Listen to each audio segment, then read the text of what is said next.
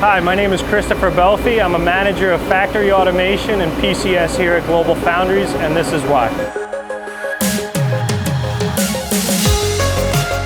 Here at GlobalFoundries, we transform raw silicon into microelectronic chips that are used in multiple devices that are used every day across the world.